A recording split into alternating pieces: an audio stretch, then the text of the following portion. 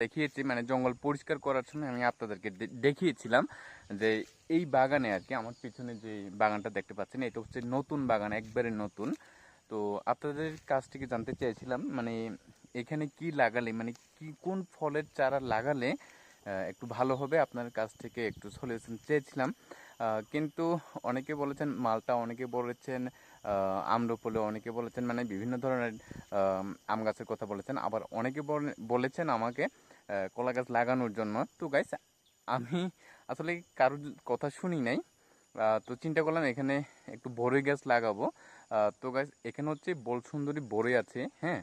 এখানে হচ্ছে মানে 150টা চারা আছে, আমি 150টা চারা নিয়ে আসছি। 150টা চারা হচ্ছে 25 টাকা দরে খাগড়াছড়ি থেকে নিয়ে আসছি।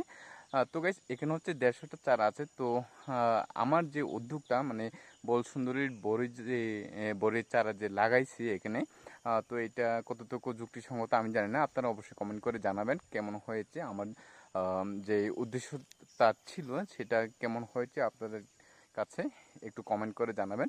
আর আপনাদেরকে অসংখ্য ধন্যবাদ। অনেকে বলেছেন আম গাছ লাগানোর জন্য, অনেকে বলেছেন কলা গাছ, অনেকে বলেছেন বিভিন্ন ধরনের চারা লাগানোর জন্য, মালটা তাতে এইসব আর কি। তো গাইস সবাইকে অসংখ্য ধন্যবাদ সুপরামর্শ দেওয়ার জন্য। তারপরে আমি কারো কথা শুনি নাই, আমি বলসুন্দরী বড়ি লাগাইছি, আপনাদেরকে একটু করে দেখাচ্ছি, হ্যাঁ। তো গাছ দেখেন, এটা হচ্ছে বলসুন্দরী বড়ি গাছ আর কি, চারা আর কি, হ্যাঁ। এটা হচ্ছে প্রায় সপ্তাহখানেক না, 4-5 দিন হয়, 4-5 দিন হয়। এই যে দেখেন এখানে হচ্ছে সম্পূর্ণ আর কি এই বাগানটাতে হচ্ছে সম্পূর্ণ বলসুন্দরী বড়ির চারা আর কি এখানে, এই যে দেখেন, হ্যাঁ।